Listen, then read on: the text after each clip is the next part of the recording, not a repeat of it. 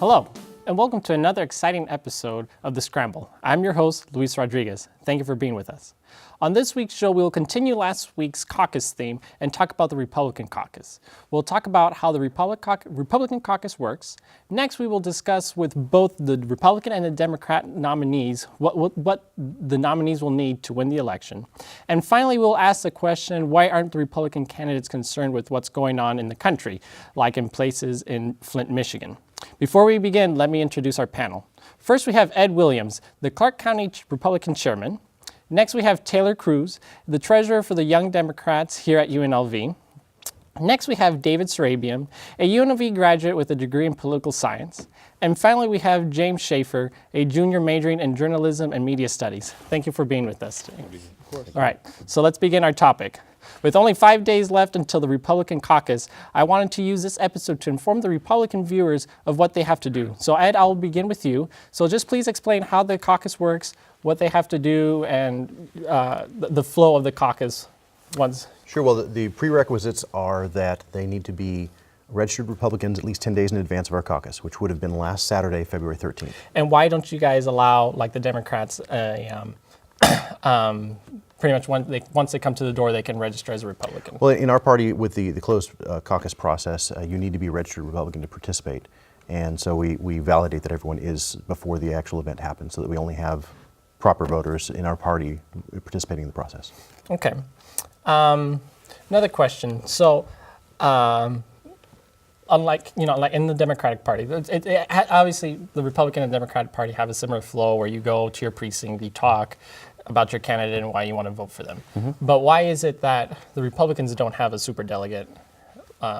That's a great question. I mean, in the Republican caucus, particularly here in Nevada, it's a pretty straightforward ballot process. We'll have 11 candidates on our ballot. You get to choose one, and we award our delegates proportionally based on that for the entire state.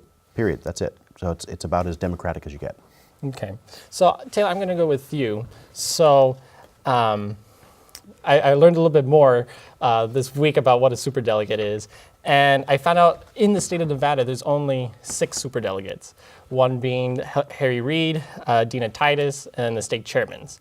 So do you find that democratic, like how Ed said? Or honestly, I think it definitely, because these superdelegates are allowed to pledge to whichever candidate they want whenever they want, I feel like it definitely, if they decide to pledge with a certain candidate before the caucus, I feel like that definitely is aimed to give the Democrats who are about to caucus sort of an idea of who the people that they've already elected, that they've already built trust in, as far as who they should support in the presidency. As far as any superdelegate who would pledge after the caucus, more often than not, those superdelegates are just going to go with what their constituents feel. So honestly, I believe that these superdelegates just sort of give their constituents a more educated feeling about whether or not they should trust these candidates. Okay. Anybody else want to bring up on this topic? Or we pretty much hit it on the head after the last week? We're pretty much. Well, it just strikes me that, at least with the Republican caucuses, is that because you get to privately vote and that you don't have to worry about being bullied through public opinion with everybody else seeing how you're voting, that it's more of what political science professors would call a liberal democracy, one in which there's actual free voting, where you don't have to worry about being pressured and you're allowed to make an informed decision. And so I can appreciate the Republican caucus's decision to keep things that way, as opposed to having superdelegates where you basically have a few elites that get to decide a good portion of the votes. We also don't do viability processes either. If a candidate gets a vote and they get enough votes to win a delegate, they win a delegate. Okay. So that makes sure that their voice is represented at our national convention as part of the process, even if they've only received a small number of delegates. All right. Well, thank you very much for the information, Ed. Mm-hmm. And now let's now for both the Republican and the Democratic voters, you now know what to do. So there's no excuses. So go out and vote. So with 6 different varieties of candidates on the stage, including senators, governors, a surgeon, and a businessman, who have many talents in their own ways, but what's the one skill that they need to be the nominee and beat the Democrats, or vice versa with the Democrats to beat the Republicans? So, James, since we haven't heard you, what do you think? Well, I want to look at Nevada specifically. Something that Nevada doesn't have a lot of that you should look very specifically at is evangelicals. Look at what Bernie Sanders and Hillary Clinton have been doing in their days leading up to the caucus. They've gone near West Side Las Vegas and visited churches, made relationships with those in the community on the West Side. People that are churchgoers that are not primarily the same type of evangelical you would find in, say, South Carolina or Iowa. This is a much different, let's say, party altogether. It's a different group of people that have a different way of speaking, a different way of understanding how a candidate should approach them. This compared to how you will see most likely more Republican candidates coming into Nevada, Southern Nevada, probably going to Central Christian Church or West Calvary Baptist Chapel for those that are locals, going to more Baptist-focused, not in the inner city churches. Now, this isn't to say that they're not looking for minorities, but this is to point out that the Democrats have already started off the game by showing that they are ready and able to start looking for evangelicals in places where you wouldn't find them. What about you, Ed, since you're the chairman for the GOP here? What do you think is the one skill that the Republican nominee would need to? Actually, one of the best things we have going for us in having our Republican candidates win is the Democrats. We've had 7 years of horrid economic policy, a mess of foreign policy. I mean, we've had ambassadors murdered. We've had all sorts of things happen. I think that especially what we're seeing in terms of turnout and crossover from independents and Democrats, that people are ready for a fresh approach. They're getting a little tired of not getting what the last party promised them. Right.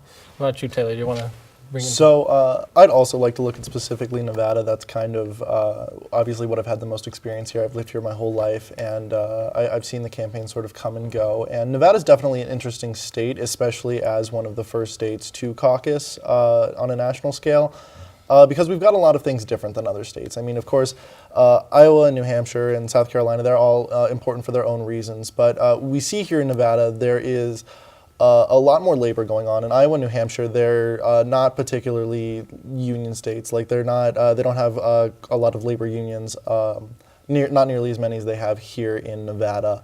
Another thing is this is a very transient state. Like a lot of people move in and out. There's a very high traffic here, and I think if candidates can focus on the people who are moving in and out, and the unions, they'll be able to do well. So why don't Republicans get the same number of minority votes like the Democrats? But before you answer that question, I just want to bring in our out-of-the-office guests. We had the opportunity to interview Erin Bilbray. She is one of the superdelegates for the Democratic Party, and she is a Nevada Democratic chairwoman for the past 8 years. She was also the Democratic nominee for Congressional District 3 in 2014. With that intro, let's see what she said.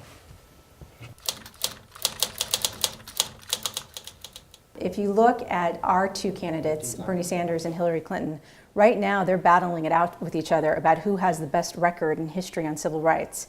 But the Republican Party, well, they're fighting over who can build a bigger wall from the United States to Mexico. So what do you think, Taylor, after listening to Erin?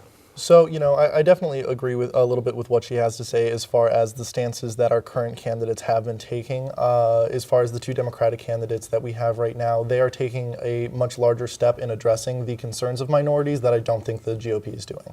All right, what do you think, David? Do you agree, disagree? Well, with her statements, I think there's a bit of a mischaracterization on all of the points that she made. When it comes to who can build a bigger wall, that's obviously not the policy of every single Republican candidate out there. All right, that's just a complete mischaracterization. One, and a broad generalization fallacy, which she apparently is fine with saying. Second is, as far as courting civil rights, nobody can doubt that civil rights are important. We understand that. 13, 14, 15 amendments have been referred to as the civil rights amendments for a reason. They're part of our Constitution. They're part of what makes America great, because we have all of these minorities. The issue is that many times people will vote for a particular party because they think it serves their interest when it does not necessarily serve their interest. You talk to any Republican strategist and they will tell you that they see immigrants move in droves from states like California and New York because there are better opportunities in more conservative states like Nevada and in the Midwest. And to a good part of it, many people vote just because they think that's their party. There's one person that I talked to that said, "Oh, I'm going to vote for the Democrats. Why?" "Oh, because they usually win presidential elections." Or some people might answer, I'm voting Democrat. Well, why? Well, because that's how Hispanics vote, and I'm Hispanic. And it's a mischaracterization. Go ahead. If we're looking at mischaracterizations, let's step back for one moment and look at what has already been said. One of the biggest issues that you've had so far is that the Democratic Party has been blamed for ambassador deaths and foreign policy issues. Just how we're not talking about the elephant in the room, Donald Trump and his wall, we're also not talking about the Pope, who said that he is not a Christian and talked about how horrible his policies have been on an international scale. Looking out, that is a mischaracterization as much as it is to say that the foreign policy experience, or the foreign policy expressed thus far from the Obama administration, is a reflection on the current Democratic candidates. That is a mischaracterization as well, and I think that's something that And you're making a mischaracterization because Donald Trump is not president of the United States, but President Obama is. Yes, and Hillary Clinton isn't president, and nor is Bernie Sanders. Well, as we all know, this election cycle is going to be even more important after the passing of Supreme Court Justice Antonin Scalia. He was one of the longest-serving justices and the biggest constitutional conservative on the court, which every side you are on, our thoughts and prayers are with him and his family. But like the rest of the media, I'm going to ask the following question. First, Obama has the constitutional obligation to replace his chair. Should he do it, or should Mitch McConnell go with his ways and say it's for the next president to decide? So I know, Ed, you were going to start speaking, so I'll bring the question to you. Yeah, actually, I was going to touch briefly on civil rights and just make note that, one aspect of that is that, I did a presentation before the League of Women Voters and noted that women's suffrage, the right to vote, was introduced by a Republican and passed by a Republican majority.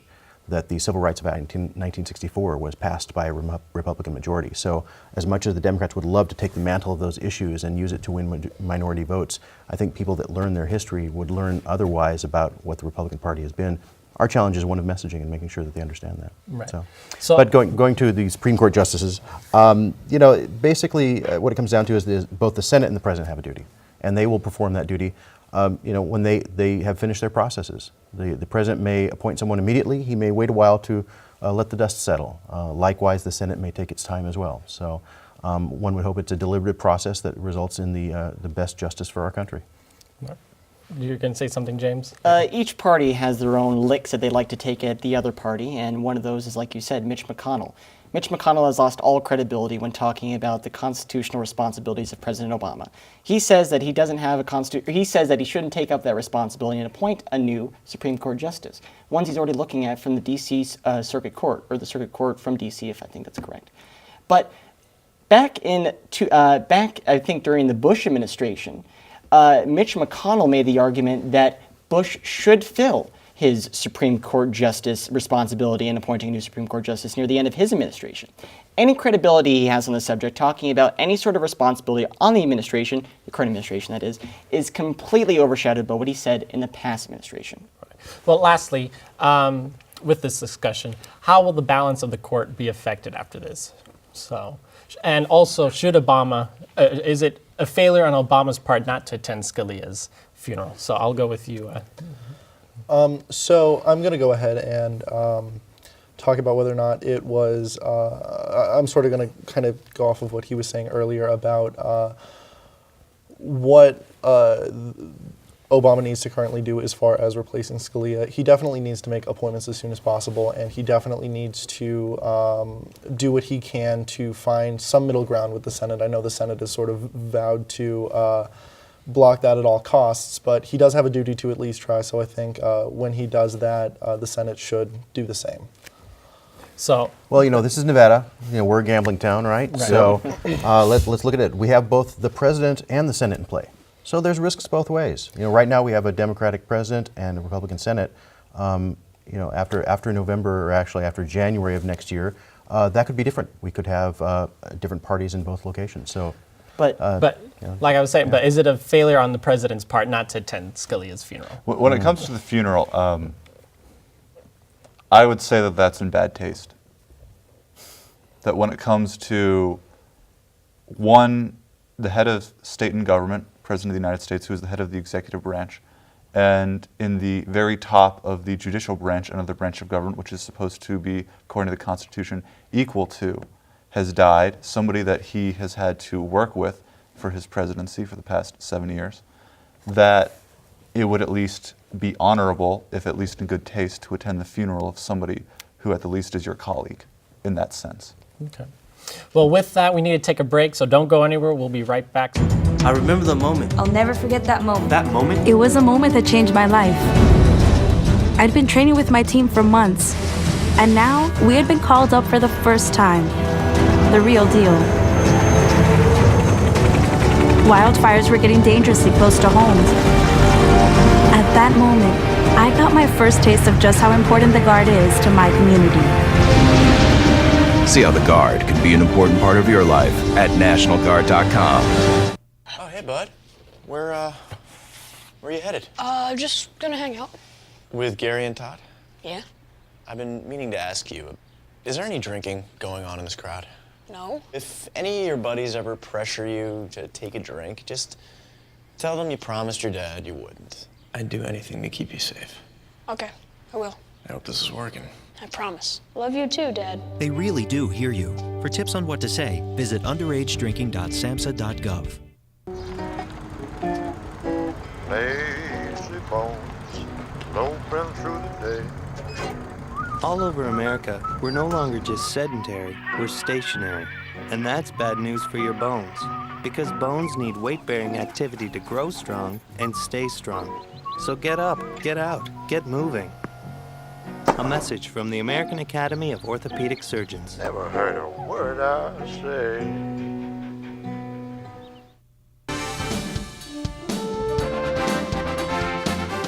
Welcome back. So let's finish our discussion with Antonin Scalia. So James, I know you had something to say. The issue I think that people are bringing up about Obama not going to the funeral, I think is completely blown out of proportion. Obama has his responsibilities and duties that he must meet up to. And Scalia, if he were alive, would understand the constitutional responsibilities that he has of the executive branch. If Scalia were still alive, and someone said to him that Obama should rather come to his funeral than perform the obligations he has as president, he'd say, drop dead. No pun intended. The good news, though, is that he probably is smart enough now to not go golfing during the funeral. So that's very, very true. I do disagree with you, though. I feel like he does have an obligation to go to the funeral. He's the head of state. He represents the country. Yes, you would expect the Queen of England to go to the Prime Minister if the Prime Minister died. But responsibilities of the executive does outweigh funerals.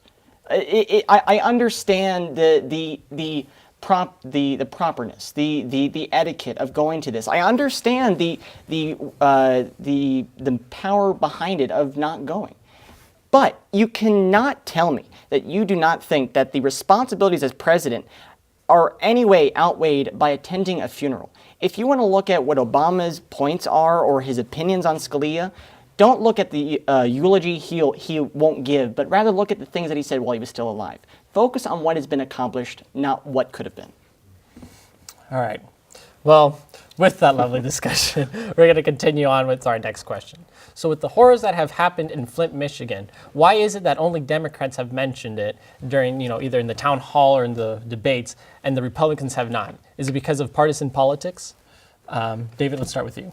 I think part of it is that that we have 11 Republican candidates right now.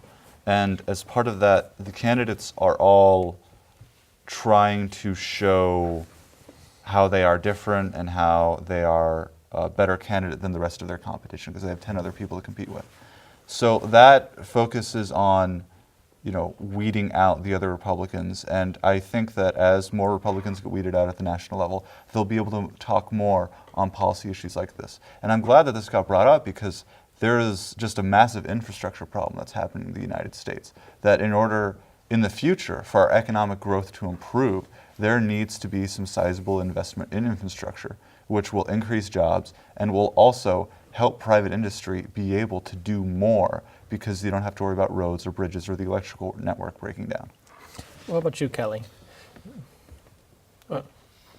Taylor. I'm sorry. I'm sorry. Anyways, as far as, I think you made a great point about us needing to improve infrastructure, but I would like to take it back to the events that did happen in Flint, Michigan. And if the Republican candidates right now, if their only excuse is that they're trying to distinguish themselves from one another, my only question to them would be, why not go and see what is causing all of these people in Flint, Michigan to become sick, or what's poisoning their water, and what you can do to help them out? What better way to distinguish yourself than to do that?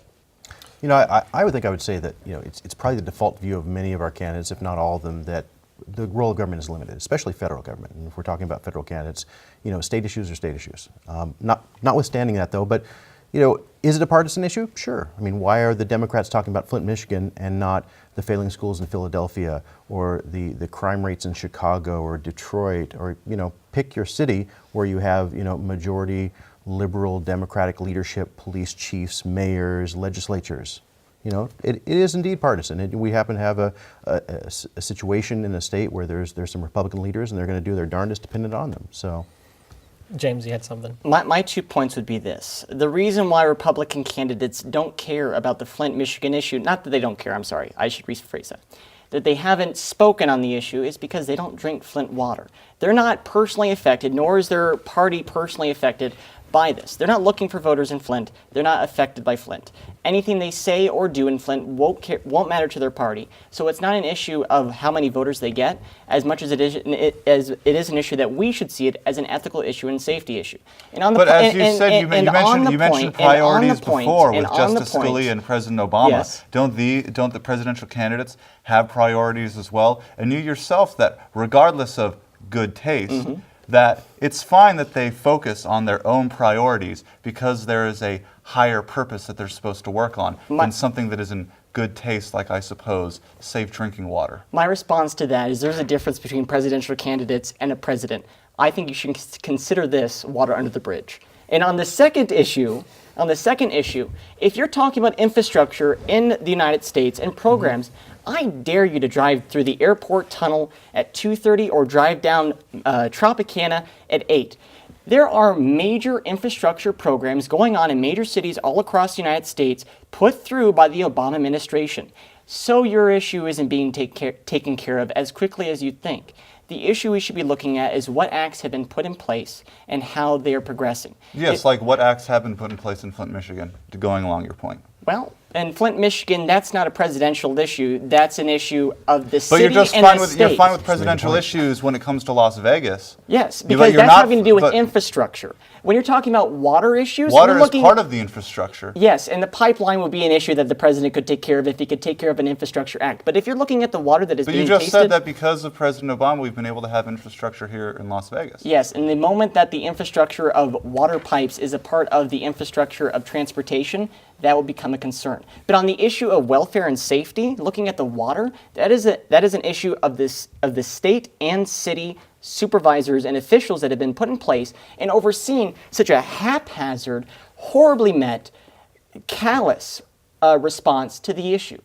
If you're looking at presidential candidates that are trying to garner votes, they should be looking at issues that matter to the voters. And so far, this is not an issue that has mattered to as many voters as Republicans need to respond on it. Tilly, you want to say something? And just to sort of go off a little bit on that, what has happened as far as helping to solve the Flint, Michigan issue is when the Democratic candidates did mention it, when Hillary Clinton, for instance, went to Flint, Michigan to talk to the city about what solutions there were, much more aid went to that city from the state. They got a lot more money that they could use to solve the problem because these Democratic candidates made it an issue, and that's probably why I have the biggest problem with the Republicans not making it But it an was issue. already an issue, especially when federal funds were requested. And I believe we all saw images on CNN of the National Guardsmen carrying cases of bottled water to citizens. Well, I'm going to close it up, I'm going to give Ed the last word since, you know, he high ranks all of us. So do you have a last opinion? well, as the chief elephant herder here in Clark County, thank you. No problem. You know, what it comes down to is our nation faces a choice going forward, not just president, but in all of our races as to how they want their country run.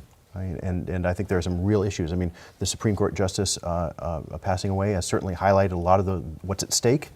Nevada is going to be very, very important, what's going on here in the nation. We have probably the swing seat in the Senate.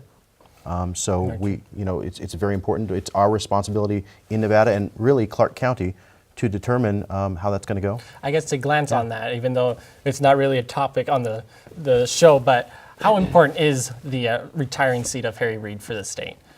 I mean, Harry Reid was a very big powerhouse for us in the Senate. I mean, he blocked Yucca Mountain bills and all that. So without that heavy power, how will the state be affected if we have 2 Republican senators?